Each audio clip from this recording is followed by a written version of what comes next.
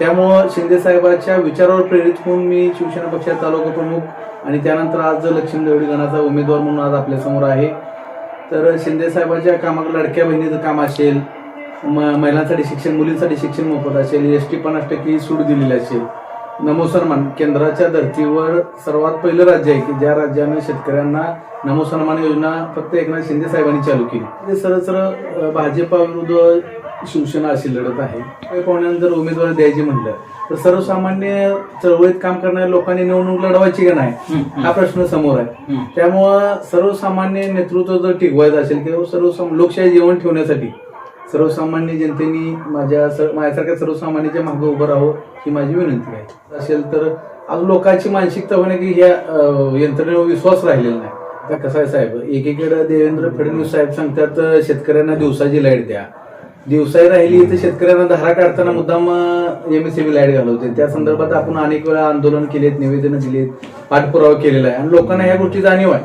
आपण लोकांसाठी उभारतो, ह्या गोष्टी लोकांना जाणीव आहे. त्यामुळे लोक आपल्या पाठिंबा देत आहेत. माणूस आहे, जनशक्ती विरुद्ध धनशक्ती अशी लढत होईल आणि ते आपल्याला 9 तारखेला दिसेल. नमस्कार, मी रोहिदास, AR न्यूज मराठीमध्ये आपल्या सर्वांचं स्वागत. दर्शको, आपण पाहतोय सध्या जिल्हा परिषद असेल, पंचायत समितीच्या निवडणुकीच्या रणसंग्रामाला सुरुवात आहे. या ठिकाणी सर्व उमेदवार या ठिकाणी प्रचाराचा शुभारंभ करून प्रचार जोरदार चालू आहे. मात्र त्या अनुषंगाने सध्या आपण लक्ष्मी देवडी गटामध्ये पाहतोय की या ठिकाणी पंचायत समिती गणातून आबासाहेब लांडे हे धनुष्य म्हणजे एकनाथ शिंदे साहेबांच्या पक्षाकडून या ठिकाणी उमेदवार लढवत आहेत. एकंदरीत आपण त्यांची संवाद साधणार आहोत. आपल्या सोबत ते आहेत. त्यांची या ठिकाणी जाणून घेऊया आपण की काय त्यांची भूमिका असणार आहे, कशा पद्धतीने चित्र असणार आहे, निवडणुकीला समोर जाताना त्यांनी या पक्षामध्ये का प्रवेश केला किंवा या पक्षाकडून का निवडणूक लढवत आहेत. आणि या ठिकाणी पाहिलं आपण की आबासाहेब लांडे हे सामाजिक चळवळीतून पुढे आलेलं नेतृत्व आहे खऱ्या अर्थानं पाहायला गेलं तर तसं, कारण त्यांना सामाजिक जाणीव आहे. आपण ग्राउंड रिपोर्टच्या माध्यमातून सुद्धा पाहिलं की लोकांचा प्रतिसाद तसा आहे त्यांना की आबासाहेब लांडे म्हणजे ते एक नेतृत्व असं आहे की जिथं अन्याय असेल तिथं ते उभारणार आणि लोकांचा आवाज बनून ते समोर आलेले आहेत. म्हणून त्यांना पसंती देताना देखील आपण ग्राउंड रिपोर्टच्या माध्यमातून पाहिलेलं आहे. तर प्रत्यक्ष आपण त्यांचे संवाद साधणार आहोत, जाणून घ्या काय आहे ते. नमस्कार आबासाहेब, चॅनलमध्ये आपलं स्वागत आहे. काय एकंदरीत त्या ठिकाणी जिल्हा परिषद निवडणुका लागल्या, आपण सध्या एकनाथ शिंदे साहेब यांच्या पक्षाकडून उमेदवारी निवडणूक लढवत आहे, काय सांगा?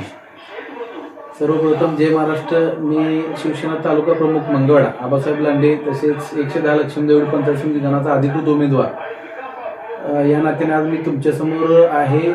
शिंदे साहेबांनी जी 2-2.5 वर्षा काळात CM असताना जे लोकाभिमुख निर्णय घेतलेले आहेत ते त्याच्या पाठीमागे स्वातंत्र्य मिळाल्यापासून आणि महाराष्ट्राची स्थापना झाल्यापासून ते आज ताग आहेत. शिंदे साहेबांना लोकांसाठी जेवढे निर्णय घेतले ते पाठीमागच्या कुठल्याच लोकांनी घेतलेले नाहीत. त्यामुळं शिंदे साहेबांच्या विचारावर प्रेरित होऊन मी शिवसेना पक्षाचा तालुका प्रमुख आणि त्यानंतर आज लक्ष्मी देवडी गणाचा उमेदवार म्हणून आज आपल्यासमोर आहे. तर शिंदे साहेबांच्या कामाकडे लाडक्या बहिणीचं काम असेल, महिलांसाठी शिक्षण, मुलींसाठी शिक्षण मोफत असेल, एसटी 50% सूट दिलेली असेल, नमो सन्मान केंद्राच्या धर्तीवर सर्वात पहिलं राज्य आहे की ज्या राज्यानं शेतकऱ्यांना नमो सन्मान योजना फक्त एकनाथ शिंदे साहेबांनी चालू केली आणि त्याचा लाभ आज हजारो शेतकऱ्यांना, तालुक्यातल्या मतदारसंघातल्या हजारो शेतकऱ्यांना लाडक्या बहिणीच्या माध्यमातून सर्व महिला भगिनींना त्याचा लाभ चालू आहे आणि तो कंटिन्यू देण्याचा साहेबाचा मानस आहे.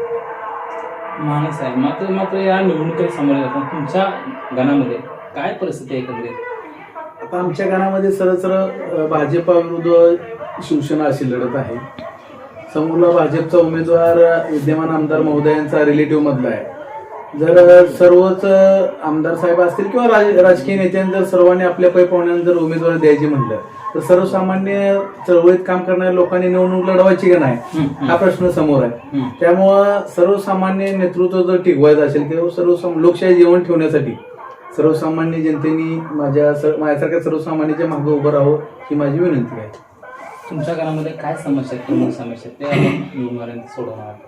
आता गाण्यामध्ये रस्त्याची समस्या आहे, ड्रेनेजची समस्या आहे, त्यानंतर मुलींच्या शाळेच्या बाबतीत एसटीची समस्या समजायला मोठी आहे. शिक्षणाच्या बाबतीत बघितलं तर कित्येक शाळात शिक्षकाचा अपुरा स्टाफ आहे. त्यानंतर याच्या सरकारी हॉस्पिटलच्या बाबतीत असेल तर लोकांच्या आरोग्याच्या संदर्भात असेल तर आज लोकांची मानसिकता होणे की ह्या यंत्रणेवर विश्वास राहिलेला नाही. त्यामुळे ह्या सक्षम करण्यासाठी मी प्रामाणिक प्रयत्न करतो. आम्ही ज्या वेळेला पाहिलं की ग्राउंड फ्लोरच्या माध्यमातून आम्ही लक्ष्मी देवडे असेल किंवा अंधळगाव असेल या गावामध्ये आम्ही जेव्हा ग्राउंड फ्लोर घेतला त्यावेळेला तुमच्या नावाला पसंती देताना दिसते मतदार. का ते म्हणत होते या ठिकाणी काही समस्या आहेत, लाईटीचं प्रमुख समस्या आम्हाला जाणवल्या की लाईट नाही आहे, विद्यार्थ्यांना अंधारात अभ्यास करावा लागतं, स्वयंपाक सुद्धा अशा पद्धतीने परिस्थिती आहे. काय सांगाल इथलं लोकप्रतिनिधी पडतं असं वाटतं आपल्याला? आता कसं आहे साहेब, एकीकडे देवेंद्र फडणवीस साहेब सांगतात शेतकऱ्यांना दिवसाची लाईट द्या, दिवसाही राहिली तर शेतकऱ्यांना धारा काढताना मुद्दाम MSCB लाईट घालवते. त्या संदर्भात आपण अनेक वेळा आंदोलन केलेत, निवेदनं दिलीत, पाठपुरावा केलेला आहे आणि लोकांना ह्या गोष्टी जाणीव आहे. आपण लोकांसाठी उभारतो, ह्या गोष्टी लोकांना जाणीव आहे, त्यामुळे लोक आपल्या पाठिंबा देत आहेत. या मतदाराशी संवाद साधताना आपण प्रतिष्ठेवून घेऊन प्रचार करताय, काय एकंदरीत लोकांचा प्रतिसाद कसा आहे आपला? नाही, लोकांचा शिंदे साहेबांच्या कामावर ठाम विश्वास आहे. लोक किंवा जनता, सर्वसामान्य जनता मायबाप हे शिंदे साहेबाच्याच पक्षाच्या पाठीमागे राहतील एवढा विश्वास आहे. मात्र या ठिकाणी आपण पाहतोय की भाजपसारखा बलाढ्य पक्ष आपल्या समोर आहे, आव्हान असं वाटतंय का? मी साहेब सर्वसामान्य कुटुंबातून आलेला माणूस आहे. जनशक्ती विरुद्ध धनशक्ती अशी लढत होईल आणि ते आपणाला 9 तारखेला दिसेल. मतपेटीतून आपणाला लोक त्यांचं मत व्यक्त करतील. काय सांगा, चळवळीत तुम्ही या ठिकाणी काम करत असताना तुम्हाला अनुभव काय आले सांगा. सध्या तुम्ही पाहताय सगळीकडेच उमेदवारावर दडपशाहीचं वातावरण असेल किंवा सर्वसामान्य जगताना सुद्धा दडपशाहीच, लोकशाही धोक्यात आलेली आहे सध्या. लोकशाही जिवंत जर ठेवायचं असेल तर भाजपला कुठं तर थांबवलं पाहिजे आपण, आणि त्यासाठी मी मैदानात आहे. तर माझी विनंती राहील, माझं अनुक्रमांक 3 आहे, धनुष्यबाण या चिन्हासमोरील सर्वांना विनंती आहे की धनुष्यबाण या चिन्हासमोरील बटन दाबून मला विजयी करावं. मी 5 वर्ष आपल्या सेवेसाठी 24 तास अवेलेबल आहे. 24 तास या ठिकाणी आबासाहेब लांडे म्हणतात की आपण मला संधी द्यावी, कारण मी या ठिकाणी सर्वसामान्यांच्या न्याय हक्कासाठी त्यांचा आवाज बनून या ठिकाणी पुढे येणार आहे, तर तुम्ही माझ्यासोबत राहा.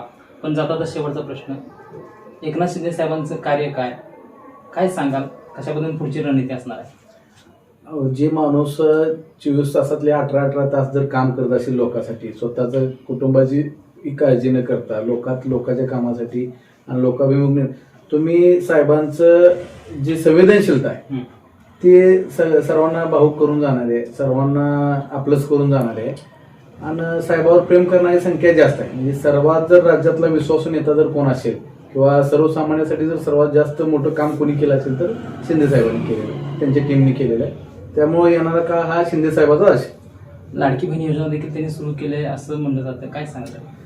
साहेब जे जाहीर आहे, CM असताना लाडकी बहीण योजना ही शिंदे साहेबांनीच चालू केली आहे. उलट आता भविष्यात धोका आहे, भाजप उद्या बंद करतं की काय अशी कंडिशन आहे. त्यामुळे भाजपला बाजूला ठेवलं, शिंदे साहेबांनी निवडून आणलं तरच, आता आम्हाला प्रतिनिधी म्हणून पाठवलं तरच लाडकी बहीण योजना चालू राहणार आहे. भविष्यात धोकाच आहे लाडक्या बहिणीला, आणि शेवटची निवडणूक आहे. सक्षम नेतृत्व आणि सक्षम विरोधक म्हणून तुम्ही शिंदे शिवसेना गटाकडे पाहताय.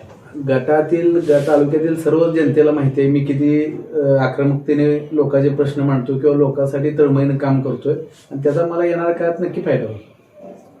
तर हे होते आबासाहेब लांडे, लक्ष्मी देवडे गणातून या ठिकाणी निवडणूक सामोरे जात आहेत.